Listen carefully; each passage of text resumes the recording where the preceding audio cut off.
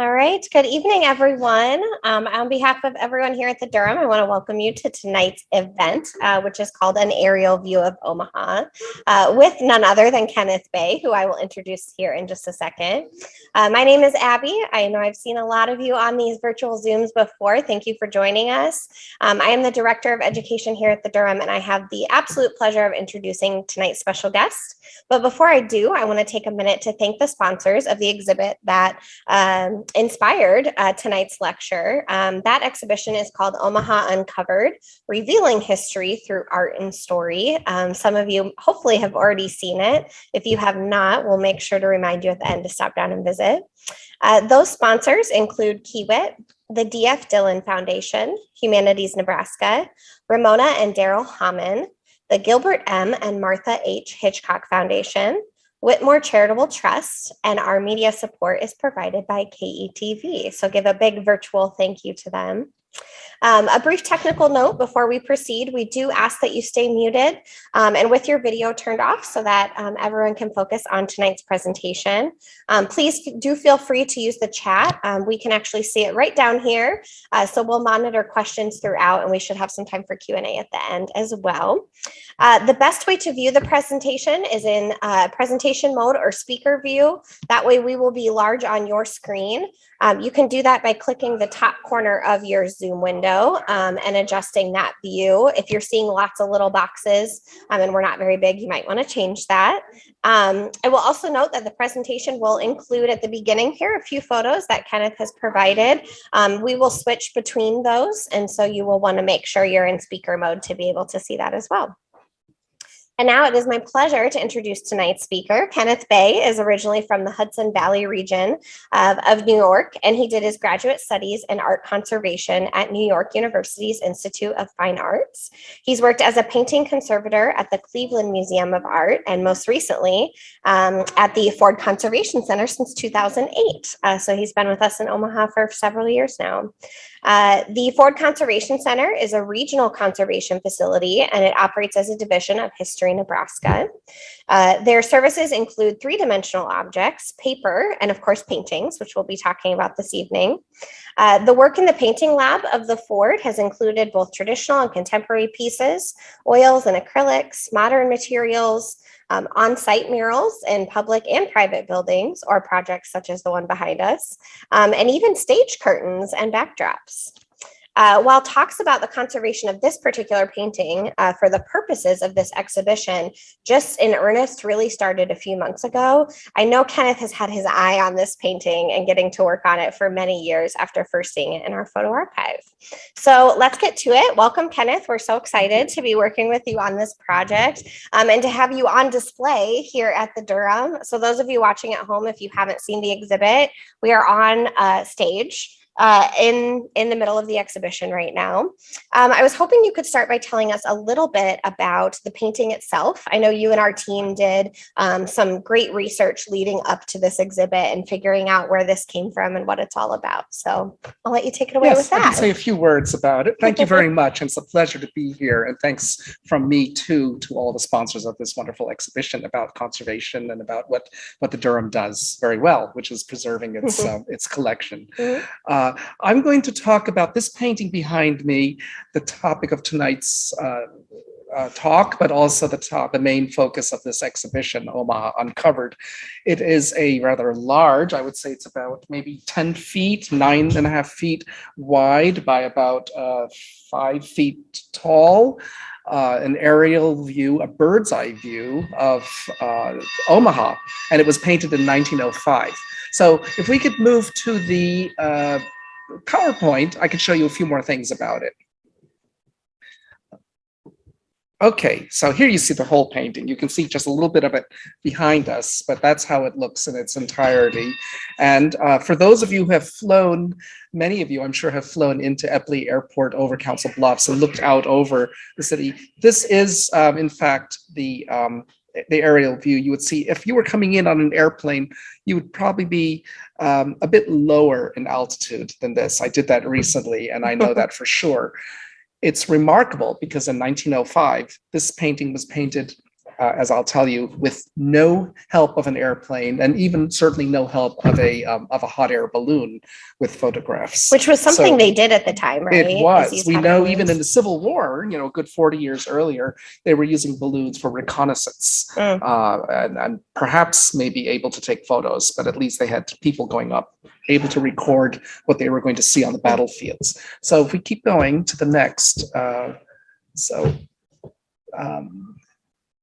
yeah. So who is this man? Edwin Austin, that's Austen. He was an Englishman who excelled in painting large-scale paintings, murals, and especially these sort of IMAXs of the turn of the century, which were called cycloramas. Cycloramas are large wall paintings that were in the round and you stood in the center. They were very fashionable by the late 19th century for people to have that sort of an experience where they were immersed. Literally, they could even have props in front of it. So he painted these. He was also involved in painting murals here at the Trans-Mississippi Exposition in 1898. And if you go to the next thing, he came to the attention of the Omaha Bee publisher, Edward Rosewater. And yes, so he came to the attention of this Omaha publisher. The Omaha Bee at that time would have been the predecessor to today's Omaha World Herald, as many of you may know.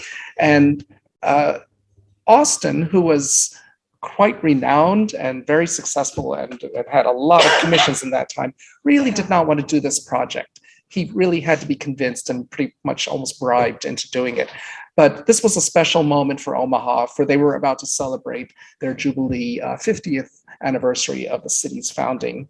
And so the Omaha Bee wanted to do a special recognition of this special celebration. And they wanted to publish a large, that is a 38 by 22 inch printing of the aerial view of Omaha. And for that, they commissioned him to make this large painting, which would be the basis, which would be reproduced in that printing. So let's keep going. You see, it's a bird's eye view of Omaha. Edwin Austin in the 1870s was already known for having been sent off to Africa to search for the missing, and he was temporarily missing Henry Mortimer Stanley, as in Stanley and Livingston fame. And so here's a picture, I threw that in. So he had, somebody claimed he stayed in Africa for something like 8 years and kept painting scenes, and he was fascinated by that. So he came back from that experience and got immediately involved with cycloramas. So we go to the next picture. Here we see him somewhere in this team. He's probably one of these painters on the team that was painting the Gettysburg cyclorama, one of the most famous cycloramas in this country and the largest painting in the US. That would be in the, I think the early 1880s, okay?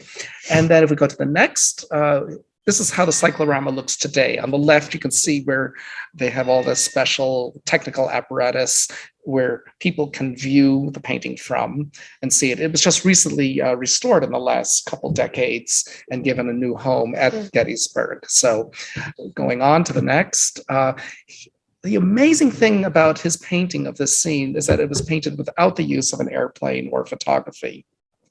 Aerial photography. He did want to make a convincing scene that would make the viewer feel like they could just step down into Omaha from this aerial perspective, this aerial vantage point. And to do this, he was provided photographs of these individual buildings, which he then somehow scaled and fit into the perspective that we see here. If you go through this exhibition, you can see some beautiful photos and examples of photos of old buildings that the Durham has laid out to give you that sense of sort of that eyewitness account of the old buildings, many which are not standing anymore. I have actually a prop here, and this is an actual mounted map. And I think if you can see from there, if you just switch off back to me again, this is an actual map from 1904, 1905 of downtown Omaha, the old market area here.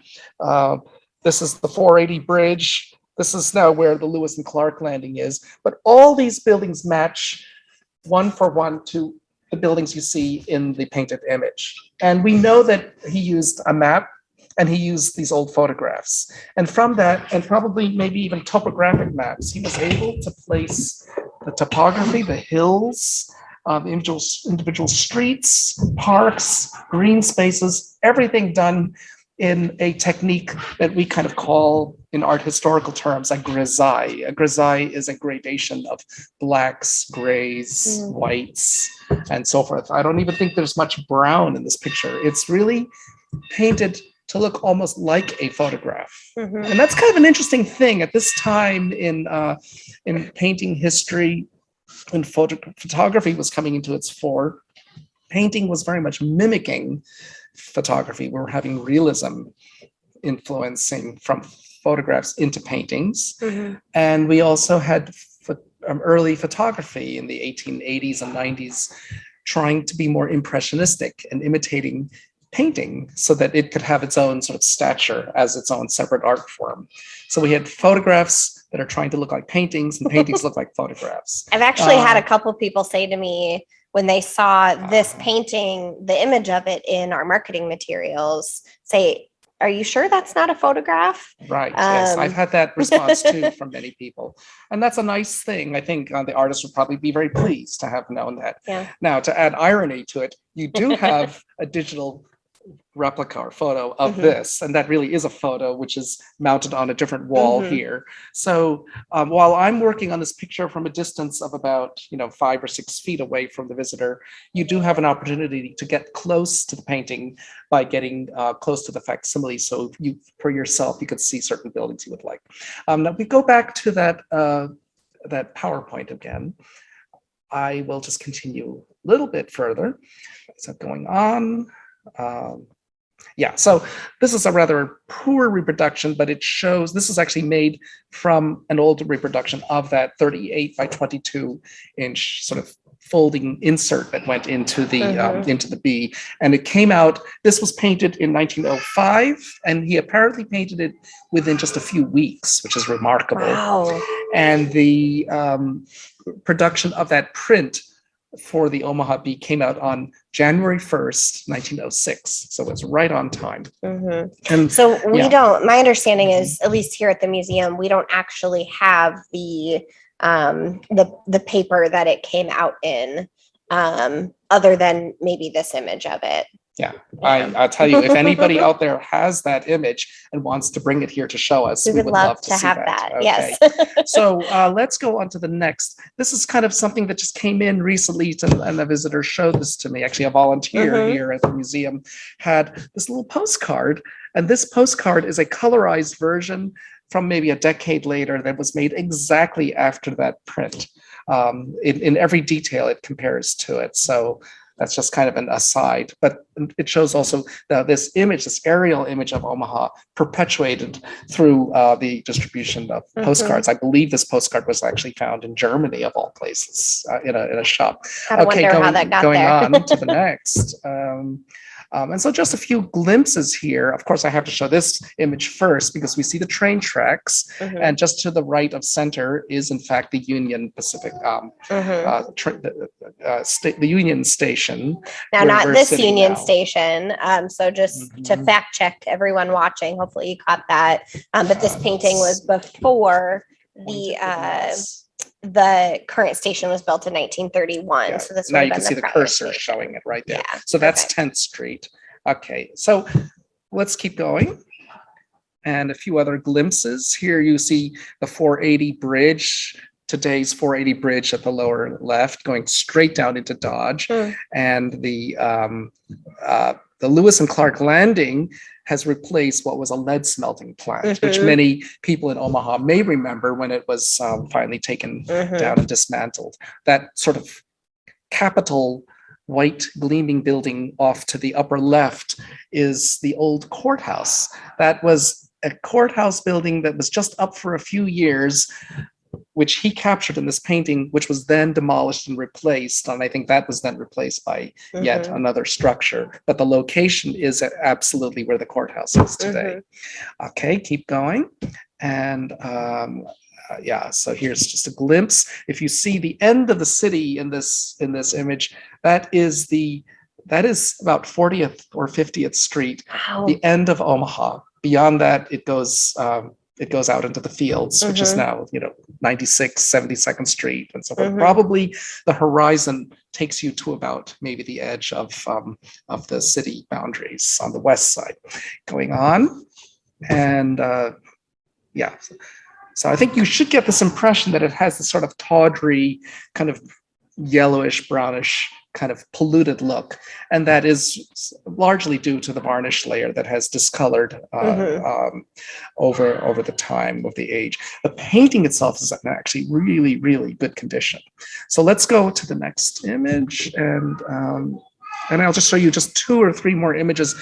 These are very recent pictures showing while I'm cleaning. And if you look on the right half of this photo versus the left side, that's sort of a cleaning line, that a demarcation where I've cleaned one section.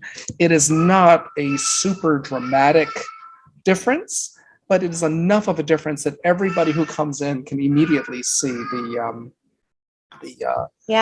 change that's going on. Let's keep going. And there's a little glimpse in the sky area where I've just done a test cleaning in the upper left corner. And once again, I will do all these areas more carefully when I'm actually going through the painting.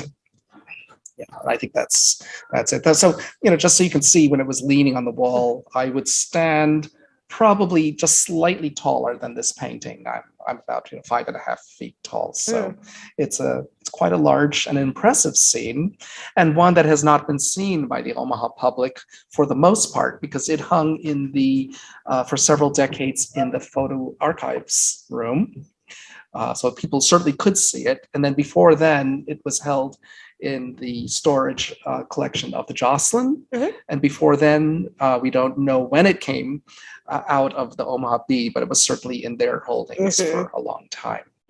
So I would say this is going to be the first really true public viewing of the painting now. And it's something that I think people really deserve to see. There's no better home for it than here at the Durham Museum. Yeah, it's been a big hit so far. I've seen a lot of people interacting with the reproduction over there, which we'll show too. Excuse me. So that's a perfect segue, because obviously we have loved this painting here for a long time and known it was something special. Talk to us a little bit about and you've kind of mentioned it a little bit, but when this came out and was published in the paper, or if people saw it back in 1905 or 06, talk about the appreciation they felt for getting to see this view. Like, now we're so used to getting to see images like this, but 115 years ago, that wasn't the case. Absolutely. Just to give you an idea, cycloramas, gigantic, impressive murals, a cyclorama that Edwin Austin was involved with. He did not actually paint it, but we know he was involved in juicing it up, adding some colors and figures. Was displayed here in Omaha. That was the Battle of Missionary Ridge, which was a Civil War event, I believe. And the accounts of this, that people came and they just swooned and they almost were moved to tears by some of the drama that was in this painting. Wow. So we know these paintings, these cycloramas, were quite the thing, quite the event to go to. And a painting like this is maybe a little more staid, but he absolutely wanted you to have a feeling that an impressive view of Omaha, that you could step down into there and actually walk through those streets and see the city realistically. And he, I think, made a big deal that he was going to make this whole thing happen just through the magic of just using maps and photographs and putting it in view. Now we take it for granted because we fly this scene from our airplanes, and most of us don't even look out the window anymore. But back then, it would have been quite something to see an aerial view like this. Now, this has its predecessors, and we go all the way back into the Renaissance period. There's a fantastic view of Venice by Jacopo Barbieri that is from the very, very beginning of the 16th century, that shows something just like this. Every single street and building laid out with an aerial view almost from the height like this has. Wow. In the Dutch 17th century, which is just a flat country, just somewhat like Nebraska, they excelled at painting, again, from a bird's eye perspective. The fields below with windmills and canals and towns, and they actually had the ingenuity to put shadows of clouds, so they implied meteorology that was floating through. And I think it's hard to know, but I sometimes have a sense that he might be playing with that in some of the shading in some areas, a sense of a dynamic kind of a weather pattern going on in here. So it's a subtle painting, but you have to kind of understand it from that point of view, that it wasn't a view that you could have seen back in 1905 yourself. Yeah.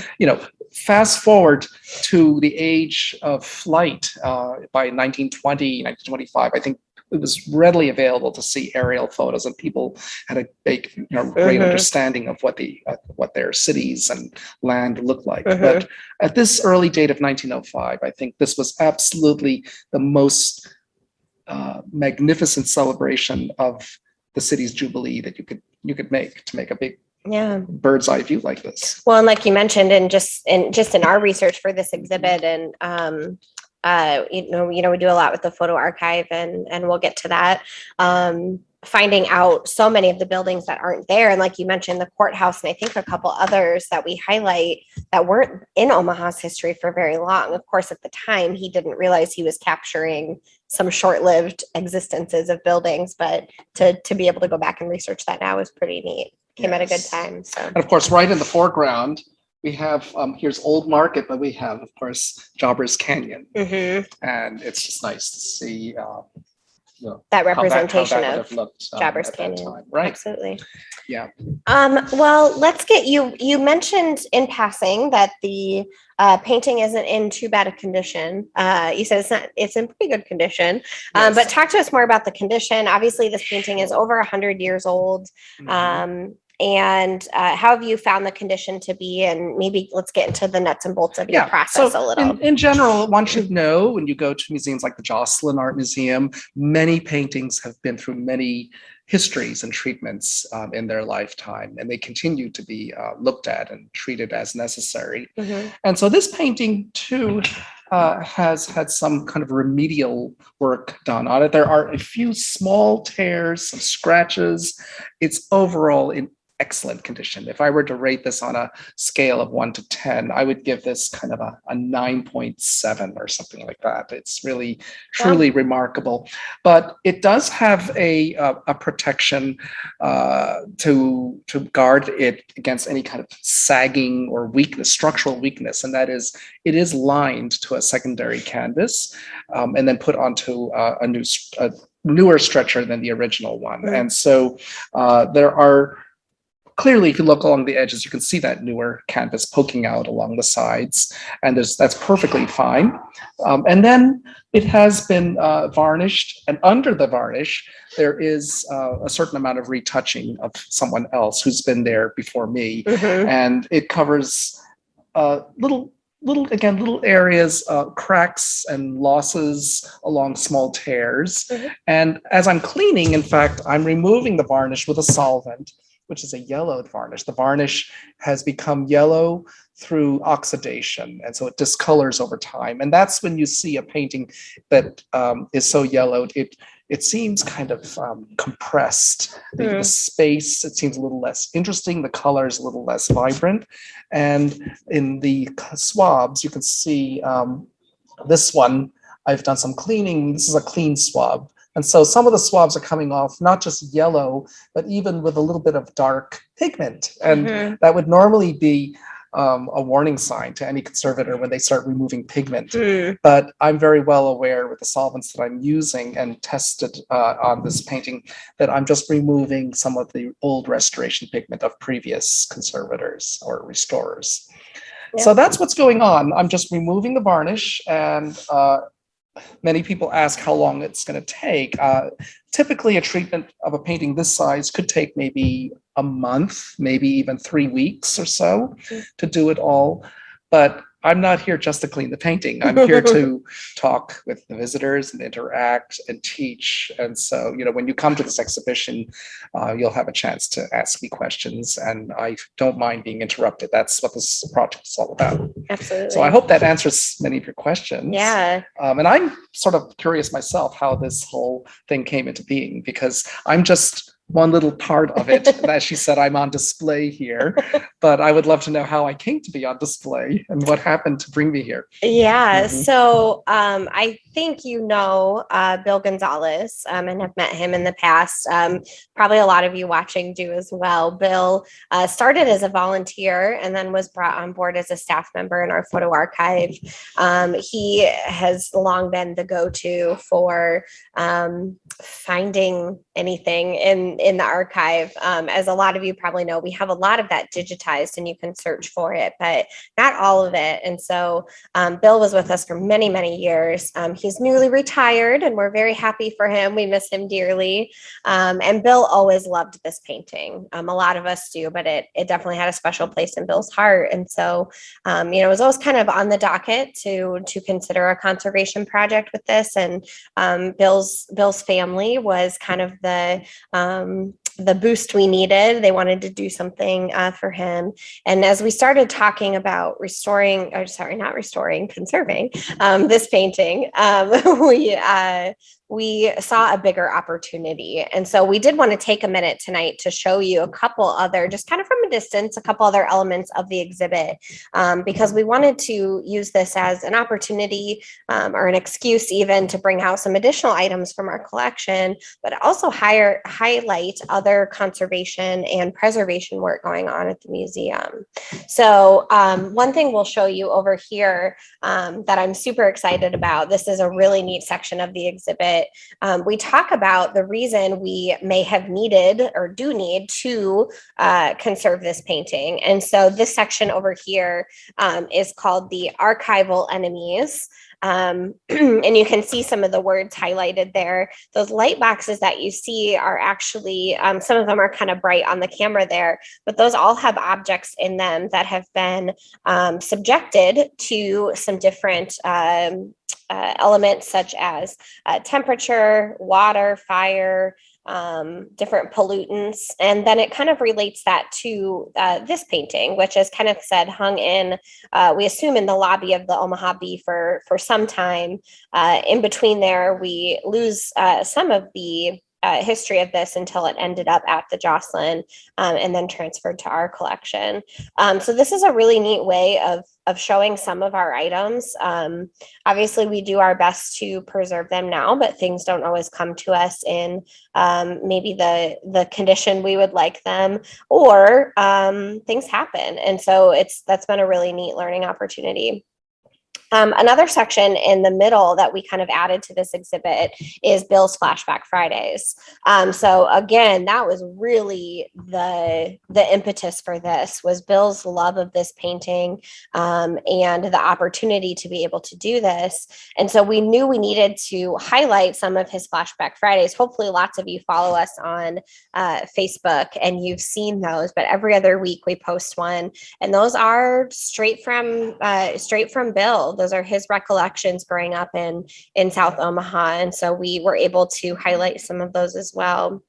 And then the other thing we'll show you quickly is Kenneth mentioned you are not seeing double. This is not the painting. This is it's actually on fabric and mounted, but we had a local photographer take a very high quality photo so that you all, when you come visit, are able to come up and see, if you live at least east of 40th Street-ish, you might be able to see where your house is located now or your business. And so that's been a neat, as Kenneth said, this is also a teaching opportunity for him and for the museum. So that's been a really neat tool to use. Could you explain what that picture of the onion is all about? Yeah, that's so kind of fun. The onion that's featured is all about the layers of history. So like we said, this is all about teaching, yes, this process is a specific example of that conservation, but we do so much preservation work here at the museum so that we can keep our photos and our objects in good shape. And so the layers of history is all about teaching people in a really accessible way, non-museum people such as myself, non-curators, how you can look at something like this painting and you can take what you know about it, which is what Kenneth has already told us, and add to that what you see or can find in the painting, a personal touch, and all of that connects to create the shared history of our community, which is really what this exhibit's all about. And I would add that one of the important takeaways is that all people, all visitors, people of all ages and backgrounds, even children who come here and older people, can all kind of gain an appreciation. If this can go on in a museum collection and objects are important enough to preserve, well, my gosh, we all have things at home that are important to us, that have history and meaning. And so through this exhibit, you will learn a bit about storage and about the collection's care and, things like that. Everything that we live around that has history to it is really an accumulation of that history, is an accumulation of things that have happened, whether it's good or maybe not so good, and how that object comes to us physically, in what condition it is, how it looks to us, how strong or how weak it is, or how damaged or how whole and integral it is. All those things are the end result of a history. And every object has its own individual history that we often can't unravel, but we can certainly see the evidence of that history and how that object looks and the condition that it's in. So I just want to kind of point out that general sort of fact to kind of wrap around at the end when you go through this. Absolutely. And that's the power of not only this painting, but Bill's Flashback Fridays and some, there's several great history groups on Facebook where people are just sharing their stories. And actually here in the exhibit, when you come visit, there's an opportunity for you all to do that, or for you, Kenneth, to do that if you know something you want to add. So we're actively collecting too right over there by the reproduction stories and history that we can add. And all of this, everything we're doing, the recording of this lecture will live forever with the record that is this painting as an object in our collection, which is pretty cool. We're basically in the collection now, Kenneth. So I have kind of one last question for you, and then I think we'll open it up for questions. So you all that are watching, if you have been thinking about something and want to start typing it in, happy to start keeping an eye on those. So Kenneth, you're only about 2 weeks in. You mentioned that it would normally maybe only take a few weeks if this was kind of your sole focus and you weren't busy chatting with people too. So we will have this on display through November. I believe it's the 21st. And the project will kind of start to wrap up somewhere in there. We're only though about 2 weeks in. Have there been any surprises so far? Do you foresee any challenges, exciting things that you've found or come across? Yeah, actually, the most surprising thing to me is how maybe unsurprising it is, how subtle the changes are, how the difference is even a little less dramatic than I would have thought. Until I step back maybe 10 or 20 feet away and I regard it and I realize overall this will make a wonderful difference, but it is a subtle difference.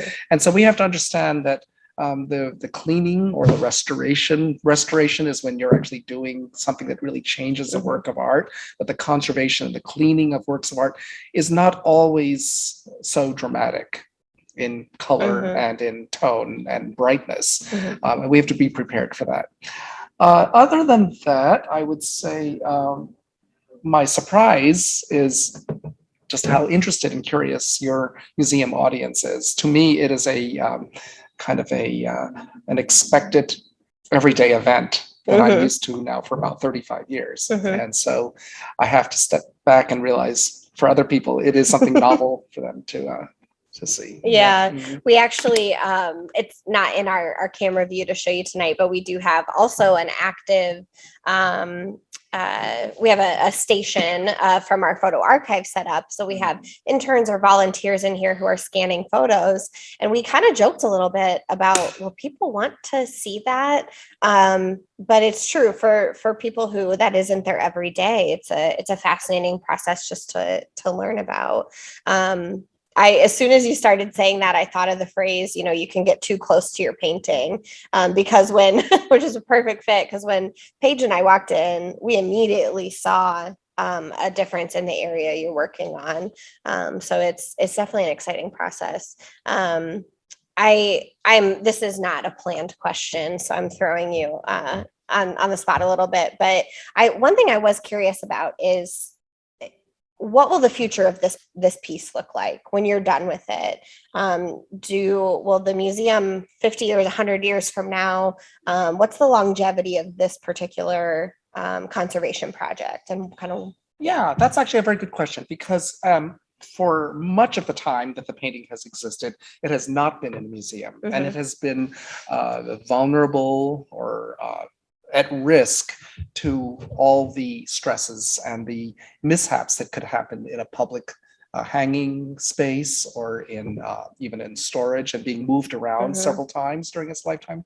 And so that really depends on the care that the Durham gives it. If it gets a good, secure location and it's kept away from being overhandled, and light is kept in control and in the correct relative humidity levels, and all of those things that we regard for the environment, it should last quite well and quite a long time, I think. And a long time, who knows, it can be a century or so. It will accumulate, dirt, and there's no question that grime just accumulates everywhere, that there is. Every object in a city like Omaha will gather that. Yes, that's it. You should also mention that we will talk further about conservation in October in this same format on Zoom, but also, as you said, in a live presentation. And we'll talk a little bit further about, well, I'll let you do the talking about those events. Okay. Yeah, so we do also have, and please do feel free. I haven't seen any questions come through. Oh, they must not be showing up. So Paige, could you throw some questions at us maybe? Yeah, of course. So don't forget that we'll talk about October. Okay. The first question we had pop up was, has anyone taken an aerial photograph of the same area for comparison for today's city to this? So just to make sure, I don't know if the mic will pick Paige up. So the question is if anybody's taken a photo of the same area. Not that I'm aware of. Well, I'm aware that I flew in an airplane about 1 month ago into Omaha, and knowing that I was going to this exhibition, I waited for just the right moment to snap with my iPhone exactly this view. And so I have that on my phone. Oh my gosh, very cool. But of course, I was sitting at the window seat next to the wing of the airplane. So I've got the wing covering up most of the picture. Otherwise, I would have included that with my PowerPoint. Gotcha. But it was a good effort. Yes. But actually, as I said at the beginning, you would have to actually fly a few hundred feet higher than the landing pattern of a typical airplane coming into Epley Airport. So if we could ever convince one of the weather or traffic helicopters to go up in altitude and do exactly this picture, that would be a nice thing. That would be really cool. But maybe somewhere in your photo archives you could find exactly this aerial view. I just don't know. Sure. Yeah, we do have lots of sweeping views of the city in different years and different aerial views. So we'll have to look into that. But if anybody knows of anything, or you have a drone or a helicopter, let us know. The next question we had was, where was the exhibition in the painting? And I assume they mean the Trans-Mississippi exhibition. Yes. Yeah. So Trans-Mississippi exposition was done in 1898, and it was in North Omaha. So at about 16th and Sprague Streets, I think it is. It covered a large area, and that is all a residential neighborhood now, but there are some very subtle imprints of that layout in the land. And I know that some archaeologists, I went to a presentation, an archaeologist was testing out a remote sensing device, and they were able to actually locate as part of one of the building structures. And I never forget this lecture, but when after all of this work, which was a graduate project, they concluded that they had located the ladies' room in one of the buildings. And that was just That was it. That was the it project. proved that the technology worked. Interesting. But in this painting, I Yeah. don't know if you can see this Yeah. area, but I think this Yep. blank area is about where the Trans-Mississippi, Yeah. as I said, about 16th and Sprague Mhm. Avenue. Yeah, it's like 16th to, I think we say 24th in our exhibit, and Pinckney to Pratt. I know we have a display yeah. of it, so I've Okay. said that on many field trips. But yeah, it was all torn down and pretty much immediately. And those of you who don't know, who might not be from Omaha, but the Trans-Mississippi was sort of a 1 year or one season installation. Fantastic. It looked like Hollywood, fantasy galore. And all the buildings were made out of kind of basically a plaster with straw. It looked right, but it could be torn down in no time. And it was a display of all the industries that a place like Omaha could show off to the world at that time. These it was were a very World's popular. Fair. It wasn't Exactly. officially a World's Fair, but yeah. Very interesting. Okay. Another question, Paige? Yes. Will the painting be on display to the public when the work is completed? I'll take that one. That's a Not common. for- That's a common one. We have not identified a location to display it. As Kenneth said, we have to really think about the longevity of the painting as well, and what's the best way to keep it. The museum is also embarking on kind of a long range plan, as nonprofits tend to do, and so that's all kind of part of that conversation as well. Certainly, the painting will be something that we consider. Yeah, and I as would we look certainly at our think that after this exhibits. exhibition Yeah. of the cleaning, that there will be public sort of pressure to do have it on view. And that's a good thing. Yeah, it's a very interesting conundrum that I'm sure every museum faces, is making sure you're taking care of something but still wanting people to be able to enjoy it. So fantastic question. Yeah. And I'm sure we'll go into this further in our next lecture about Yes. conservation, but we did have a couple questions asking how one gets into this type of work, like Yeah. degrees you have to get. So I'll start and then I'll kind of pass it over to you, just because I know we both wanted to make sure we mentioned the October 12th event. So we're kind of purposely holding back a little bit about kind of Kenneth's background and more of his work in general. We're going to have a panel presentation, and you can sign up for that online or come here to the museum. Limited seats are available, of course. But that will be Kenneth, as well as his two colleagues, Rebecca and Hillary from the Ford, that work in the paper lab and the 3D objects lab. So in that one, not that the painting won't be mentioned at all, but that one will really be a more general look at the background of all three of you, how you came to do what you do, some projects you've worked on, things like that. But that being said, if you do want to give a little sneak so peek in general, of how one goes into the field professionally by finishing a graduate program degree, which is usually a master's in one of three location programs. There is one in New York at NYU, which is where I studied. There is one in Delaware, Newark, Delaware, University of Delaware, that has a 3-year program. Mine is a 4-year program, a 3-year program, master's in conservation. And then the third one is at Buffalo State College, Buffalo, New York. Formerly, it was in Cooperstown, New York. And each of them takes in between, I'd say, 8 to 10 students each a year. So we have about 28 students coming in and going out into the field every year. And about a quarter of them might specialize in paintings. A group of them will study paper, and then objects conservation is the third main area. There are, I like to say, there are specialties in conservation in about as many different areas as man has made objects. So we have conservation of paintings, textiles, outdoor sculpture, architecture, archaeological conservation, underwater archaeological conservation.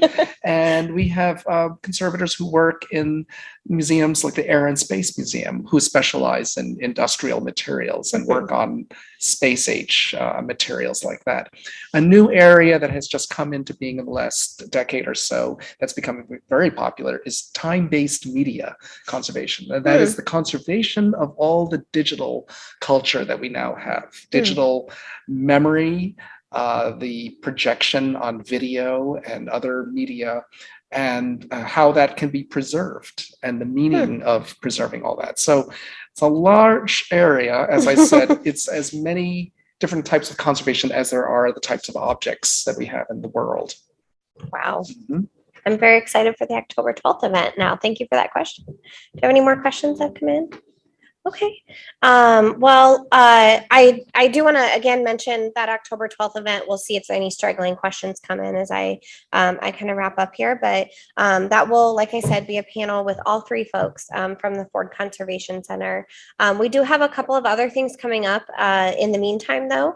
Very different from this conversation, I suppose. But we do have 2 weeks from tonight. Yes, we have a panel with some folks from the Woods Hole Oceanographic Institute out on the East Coast. And so we'll be having that panel kind of to start to wrap up our programming for the James Cameron exhibit. And then to go a different direction with that, we are hosting an exhibition which does have some, or a lecture, excuse me, that does have some interesting ties to this conversation about artifacts from the Titanic. And that's a semi-controversial subject. So that's on September 21st. And then the panel, Kenneth will be back with us and his two colleagues on October 12th. I do also want to mention, so as we've said, this exhibit is on display until November 21st. Kenneth is here for the most part on Tuesday mornings and Thursday mornings, and then he'll be here the second Saturday of September, October, and November, the remaining months. So definitely check our website. There will be a break in the second half of September where I will not be here, but that's the only time. Otherwise, you can find me here Tuesday mornings, Thursday mornings for sure. Yeah, so definitely check our website if you're interested in coming and chatting with Kenneth specifically. Don't worry about distracting him. He's here to chat and work on the painting, and we have plenty of time to get it done, and we're excited to see you all down here. Any last questions, Paige? Yeah, we got a couple. Oh, awesome. One is Kenneth, along with being a restorer and conservationist, does he paint as well? Well, I don't really spend time painting. I like drawing very much, but I do spend a lot of time, of course, painting on other people's paintings. Yeah. And sometimes that's just enough at the end of the day that I just want to go home and not see a painting until the next day. Great question, though. I never thought to ask him that. Another question, are there people and horses that you can see in the painting, or is it that detailed? Oh, so the question is if there's you can see people on horses. Do you know, I just realized from that question that I have not seen a single living person in this entire painting. There is a few boats, and they have smoke coming out of their stacks, but there is not a single. It is like a ghost town. I hadn't gotten close enough until tonight or really explored it. But I think you're right. And that's something, what a great question. And we actually talk about that over in the layers with the onion that Kenneth pointed out, that sometimes with a painting, you also have to look at what isn't there. So yes, there's not people represented, but there's also no structures that indicate the presence of any indigenous population at this point, which obviously was still something to consider in Omaha's history. And so you have to think about what's not there too. That's one factor, but it is interesting. It would be interesting to kind of research paintings like this, and if there are somewhere the artist would choose to incorporate a person or horses or something like that. I wonder if some of that's just because it wasn't based off of Whereas photographs. I understand in the cyclorama of Gettysburg, the artists and his team actually painted themselves inside the battle, little portraits, just to give sort of gestures and some self-recognition. Interesting. But in here, I mean, you would have to paint a little black dot. Person. So. Maybe the perspective just doesn't work. Any other questions? The last question we have is there a digital version of this painting on the Photo Archive website? So the question is if there's a digital version on the photo archive website. I don't believe currently. I think that's definitely something that we could do with the very high quality photograph that was used to make this reproduction, because you can zoom in so far. So I think that'll probably be part of the kind of the ongoing documentation of this process and telling the story of this object.